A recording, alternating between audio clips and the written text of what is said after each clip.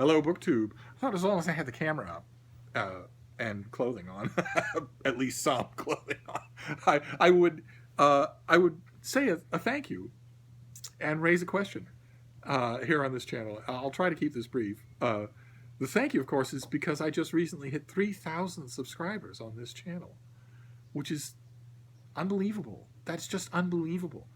I I knew when I started this channel, like I've said before, I thought I would have a very small number of subscribers. It would be a couple of friends of mine who had to subscribe because if they didn't, they'd never hear the end of it, and that would be about it.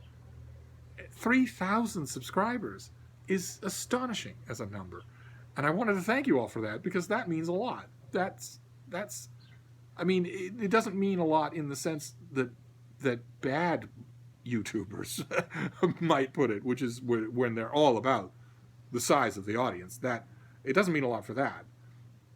It means a lot because I've had a demonstration many times over in the last year of what kind of subscribers this is. The conversations that we have, the disagreements that we have, the interactions that we have, mailing things to each other, talking with each other, and all over media. 3,000 people wanting to join this conversation just seems so amazing to me. I wanted to make a quick video thanking you, but I also have a question. Because it wasn't going to be smooth sailing completely, was it? And I want to know why that is. And I thought about this a lot because I worried about it because it doesn't on the surface almost seem like there's a way to ask for the why without looking like I'm fishing for compliments, and I'm not. I'm not. I have flyaway gray hair. I have smallpox scars from 1782, and I have a quacking New England accent. I'm not fishing for compliments, I promise. I would like an explanation, some kind of explanation. I've asked a whole bunch of people, booktubers and non-booktubers, and why I would have any subscribers at all, let alone 3,000 subscribers.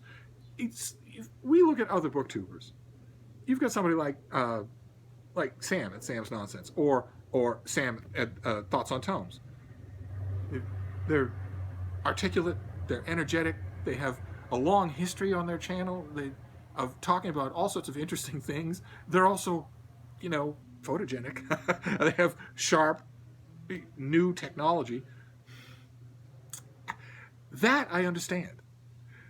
Or if you go to, like, for instance, if we have to bring him up, Adam at Memento Mori. He also has a nice sharp camera, and he's also, he's cool. He's got the emojis, and he's got the one strand of hair, and you never know what he's going to talk about. And it's all the way he talks about Backlist is very complete and very engaging. He doesn't just glance at it and drop a Grandpa Simpson anecdote and then go on to the next book. That I can understand. Or, for instance, David at The Poptimist, who thinks a long time about the content that he's going to make and works hard to make a visually entertaining, intellectually stimulating video.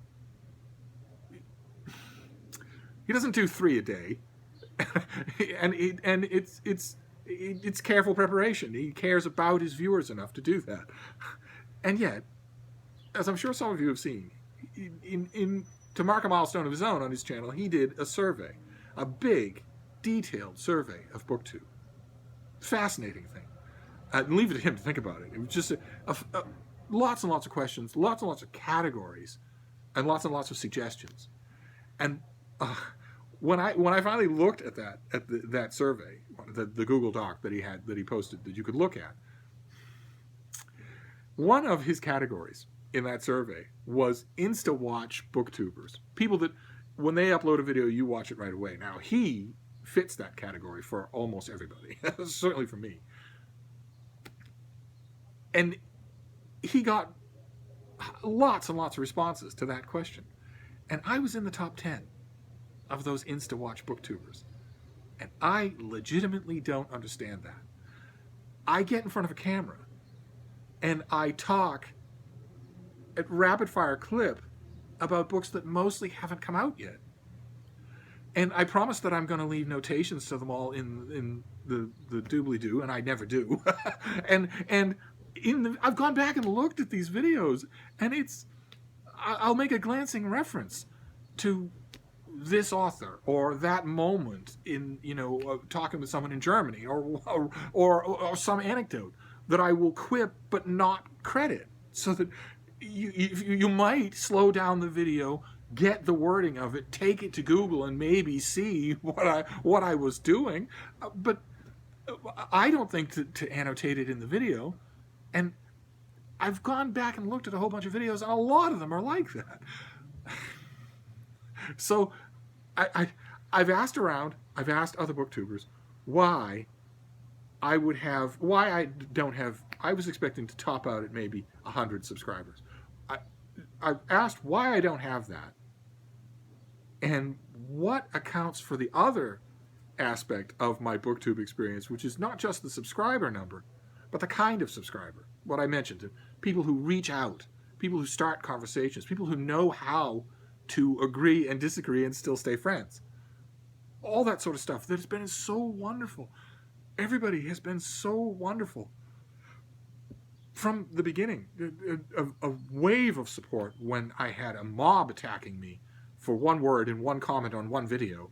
And then a whole year later, when you would think, oh, you'll be yesterday's news, even more people, hundreds of people, reaching out to me about Lucy, about my little dog. It's touched me enormously, and I don't understand it. I don't understand where that comes from. I don't understand how that is connected to the actual content that I put on BookTube. I can understand those of you, there are probably 4 or 5 dozen of you now that have non-BookTube contact with me, where we're talking on the phone, we're FaceTiming, we're emailing all the time. That I can understand, because then those people start to get to know me when I'm not in front of a camera, and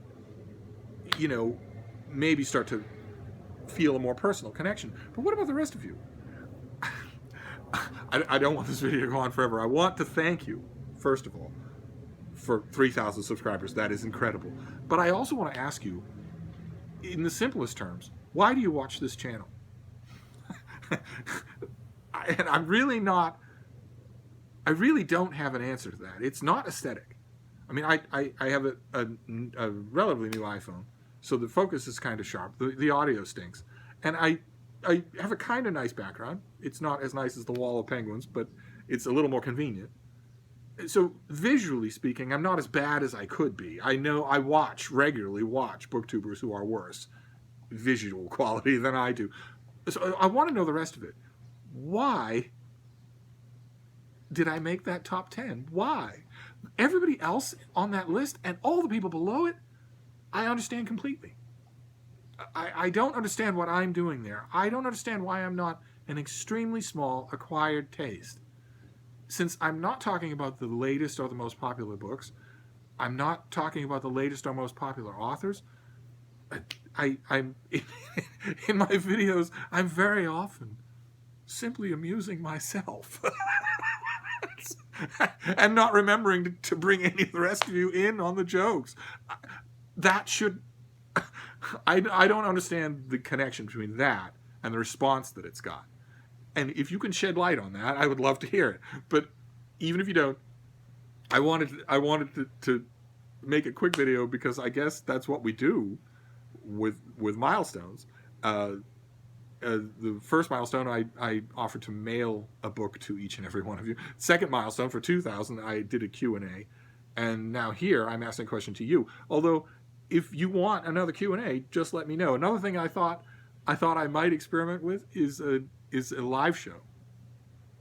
I've seen live shows done, not on BookTube, but I've seen them done on BookTube. But I've seen live shows done on the broader expanse of YouTube by people who... as my sister used to put it, don't have 2 brain cells to rub together. If they can figure out how to do it, I'm pretty sure I can figure out how to do it. And that might be fun, to have me there in live time with the column of comments on the side. I'll look into that, and I'll ask around with my council of elders and see if that's possible and whether or not it would be interesting. But in the meantime, you have a question to answer, feel free. And I'll see you soon. We're back to nattering about books in no time. Thank you, BookTube.